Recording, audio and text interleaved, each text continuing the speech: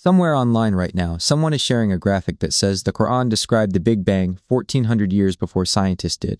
It gets shared, admired, and argued over constantly. So is it true? And if it is, why do so many serious Islamic scholars actually urge caution about saying it that way? Both things turn out to be true at once, and understanding why matters more than picking a side. Start with the actual text. Surat Al-Anbiya, verse 30, asks a direct question. Have the disbelievers not considered that the heavens and the earth were once a joined mass, which Allah then split apart, and that He made every living thing from water?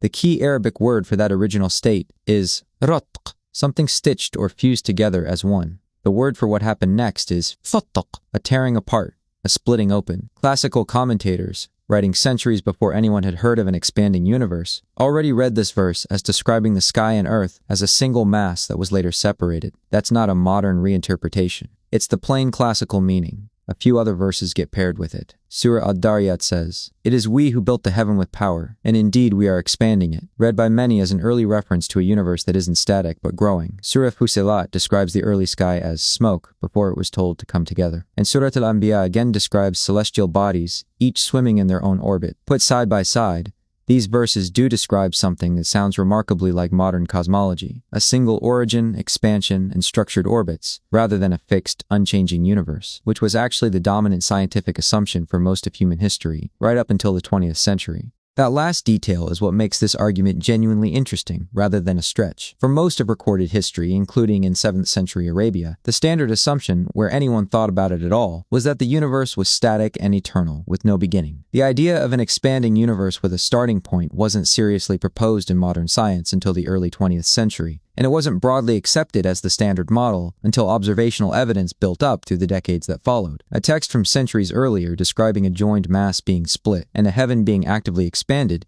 is at minimum a striking coincidence worth taking seriously. Here's where it's important to slow down, because this exact argument has a name. I'jazul ilm, scientific miraculousness, and it has generated real, substantive criticism from Muslim scholars themselves, not just outside critics. The movement built around it gained major popularity starting in the 1970s and 80s, partly through the writings of a French physician named Maurice Bucaille, and partly through organized commissions that toured Muslim-majority countries presenting Quranic verses alongside modern science. Some of that presentation didn't age well. In at least one well-documented case, non-Muslim scientists who appeared in promotional material were later found to say, in their own words, that their comments had been selectively edited or taken out of context to imply an endorsement they never actually gave. Beyond that specific controversy, scholars have raised a deeper methodological concern. If a verse is interpreted specifically to match today's leading scientific theory, what happens if that theory changes tomorrow, the way scientific theories regularly do? Tying a verse's meaning too tightly to one era's science risks making the Qur'an look outdated the moment the science moves on, which is precisely the opposite of what these arguments are trying to achieve.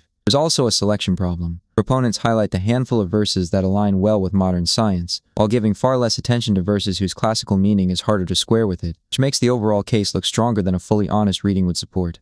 None of this means the Qur'an and modern cosmology are in conflict. They clearly aren't on this particular point. It means the strongest, most honest version of this argument is a modest one. This verse's classical meaning genuinely resonates with what science later discovered, in a text produced in a context with no access to that knowledge. That's worth reflecting on. It becomes a weaker argument the moment it's marketed as an airtight scientific proof engineered specifically to convert skeptics, because that framing invites exactly the kind of scrutiny that surfaced the Bucaille controversy in the first place. The Qur'an itself actually describes its own approach to nature in humbler terms than proof. It repeatedly calls these things ayat, signs, meant to prompt reflection, not a science curriculum meant to outpredict textbooks. So what's the responsible way to actually use a verse like this? As a personal point of reflection, a moment where an ancient text and a modern telescope happen to be looking at the same idea from radically different starting points, rather than as a debate-ending trump card in an argument with someone who doesn't share your premises. Scholars who study this field closely generally agree on that framing, even the ones who find the underlying parallel genuinely fascinating. So did the Qur'an predict the Big Bang? The honest answer sits in the middle of the two versions of this claim you'll see online. Yes, in the sense that its classical, centuries-old description of a joined mass being split apart lines up strikingly with what cosmology only confirmed in the last 100 years. No, in the sense that turning this into a slam-dunk scientific proof oversells what any single verse can responsibly carry, and risks the exact kind of embarrassment critics have already pointed to. The most solid version of this isn't a mic drop.